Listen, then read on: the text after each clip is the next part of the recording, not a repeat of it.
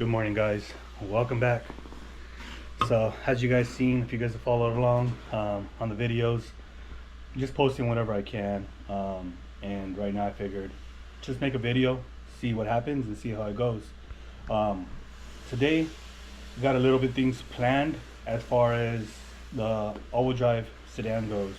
I'm currently front-wheel drive. You guys seen that on the videos when going to Test and Tune at Formosa and also IFO. And you guys seen that basically I've been front wheel drive racing with slicks on it, so I did pull the slicks off and everything.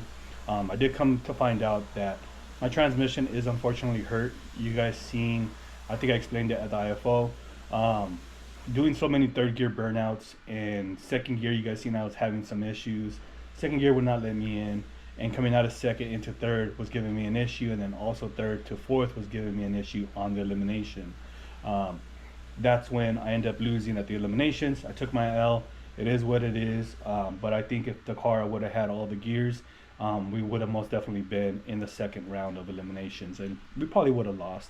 But at the end of the day, it was an eventful weekend. Had fun out there with the boys, my brother, Dana, and again, huge shout out to Dana for just all the track support that he gave us up there and helped us get these better times as we progressed. But car is safe back at home now.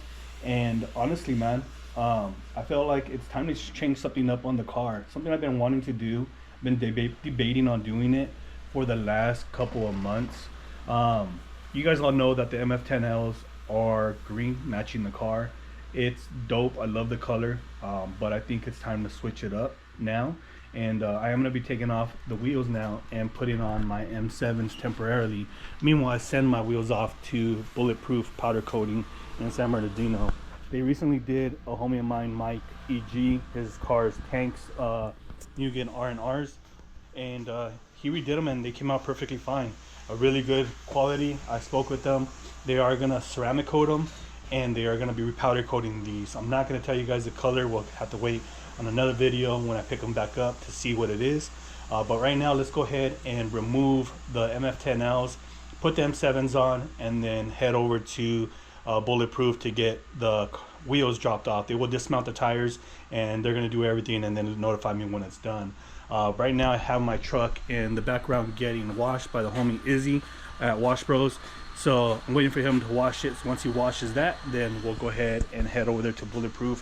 From there we got to head to actually Whitfield Racing to pick up a wing for an EK that we are going to be producing a hood for, a roof wing for it.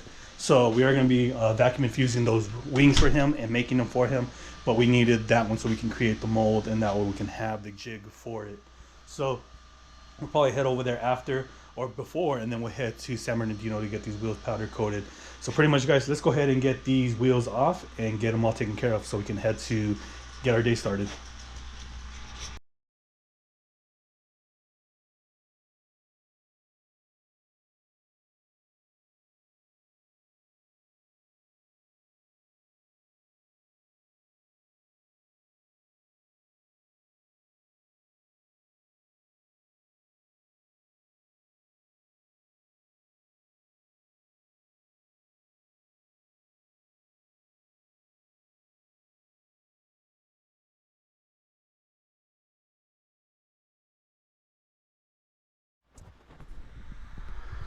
Alrighty, guys, so wheels are swapped over, and man, do these tires look hideous on this car.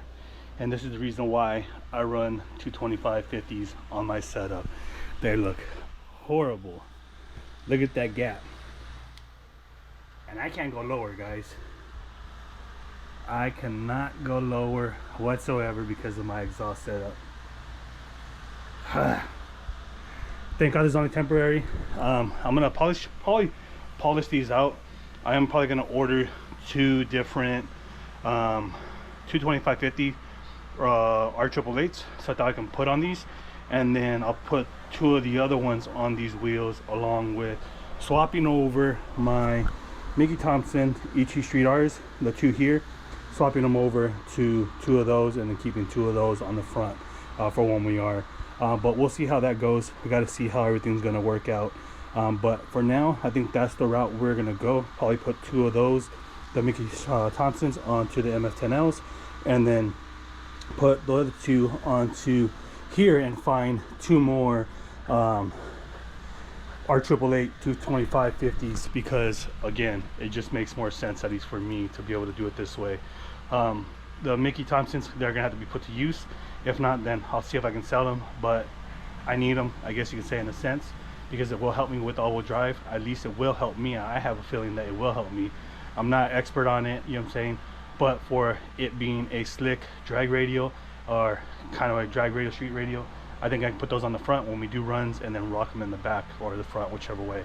We'll figure all that out. But yeah, let's go ahead and see what else we're gonna get into today. Something else I really wanted to share with you guys is something that I got in. I didn't share with you guys last time, but since we are doing a lot of upgrades to the car, I did pretty much splurge out and buy other things, because I do want things to be brand new on this car for the next build. As I stated, this setup will be going into another car, hopefully, if everything continues to go right, but at least we'll have that locked in and loaded, so that way we don't have to worry about things going into another car or buying another motor, etc. So let me go ahead and pull out the things that I got and show you guys real quick, and then hopefully we can make our way to Whitfield and also bulletproof coating. Alrighty guys, welcome back. It is the next day, unfortunately, guys, and I'm really just tired right now. Right now we're actually heading to Glendora. We got about an hour's drive, give or take, to pick up a transmission that I found on OfferUp. Unfortunately, it is hurt. It does not have a 5th gear.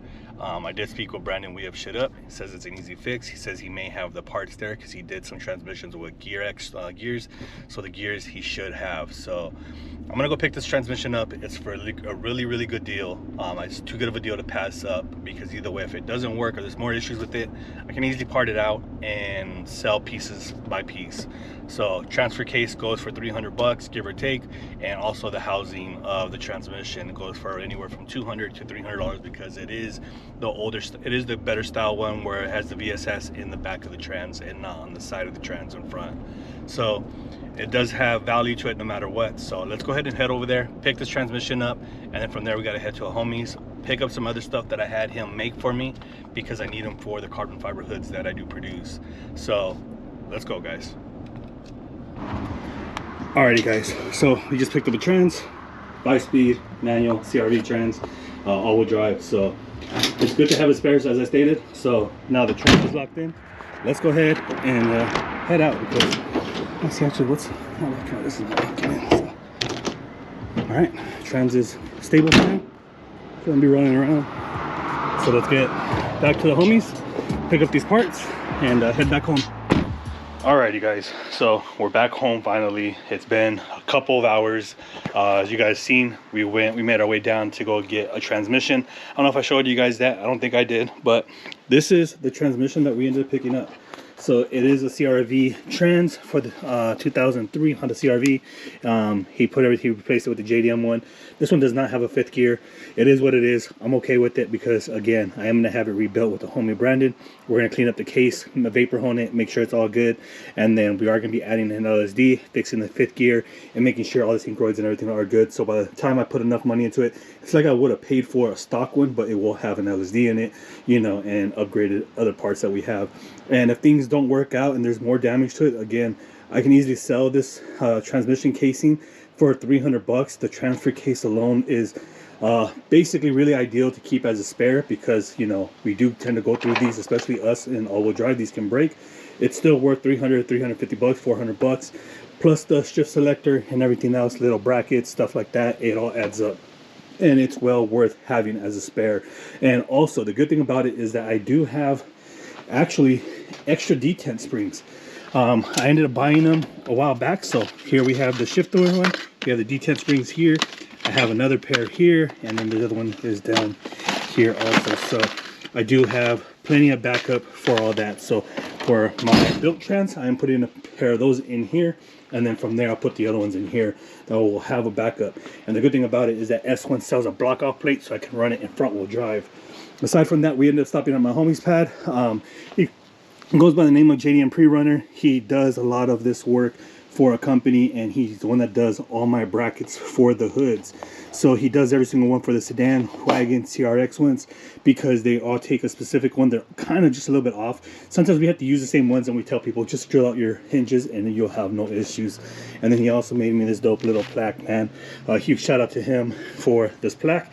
Now I can actually paint my intercooler, and you can use it as a template if I wanted to, but I'm probably going to end up using it just to keep around in the garage and hang it up somewhere. So let me go ahead and situate all this, put this all away, and then we'll come back and show you guys finally what we ended up getting for the all-wheel drive EK sedan as we upgrade things, because things are getting upgraded and I'm really serious about making power, keeping it as a street car still, and having fun with it. So let me go and take care of this and we'll come right back.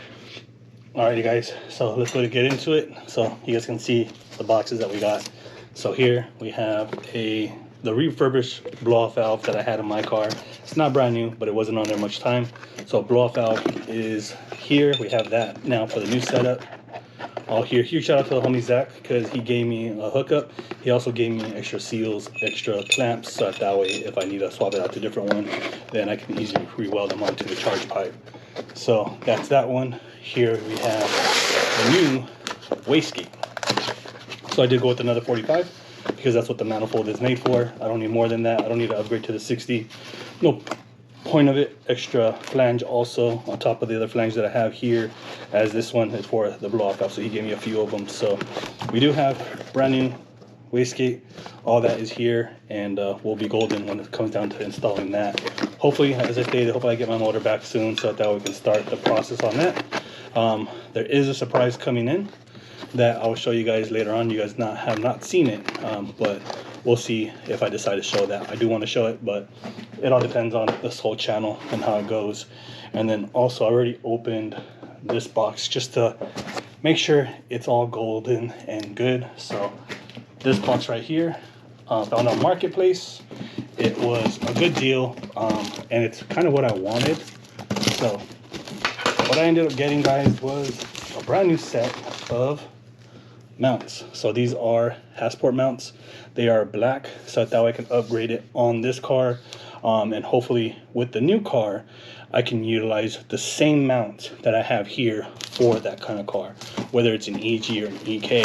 I just got to find EG mounts and eBay mounts, and they'll be perfectly fine, and I'll just create my own torque mount for the bottom or mid plate, so that way we don't have any rocking. I don't have any rocking on this car so far or any of that stuff, but I do have, you know, little issues with it, and I'm just trying to prevent all that from happening, anything else from happening. But you can see I have pretty much everything. These were brand new, but with shipping they got damaged. Picked them up for a good deal. They were 450 bucks on Marketplace on Facebook. So compared to 700 bucks, you know, and they're already powder coated black or anodized black. So all that is all here, guys. So pretty much I am going to be working on the car little by little, and I'll show you guys a surprise once we get to that part. But again, guys, hopefully you guys enjoyed today's video, and if you guys did, please comment, like, subscribe, let me know down in the comments. Again, I'll just be posting here and there. I'm not gonna make it an every 2-week video, or I mean every other day video, Tuesday, Thursday. I don't think I'm gonna do that, just because of the way it goes. As I stated, it's just the time and effort that goes into it, to editing, making the videos, having to make sure we have something to go along. It just takes too much time for the benefit of it, of 500 views or whatever. And I understand, you know what, it doesn't get paid by the certain amount of subscribers and so on and so forth, but it does get paid by the views and how long you watch it with the ads and everything else. So, I mean, help me help you guys, I guess, in a sense too. Help me out, just maintain the channel with more views, and hopefully we can just continue with making more progress, because there is a lot more stuff to come. So hopefully you guys enjoyed it, guys, and if you guys did, please comment, like, subscribe. Let me know how stoked you guys are to see the new build, or not the new build, see this motor, the new built motor, go in and actually make some better power on the car and take it to the track and race it again. So yeah, we'll catch you guys on the flip side.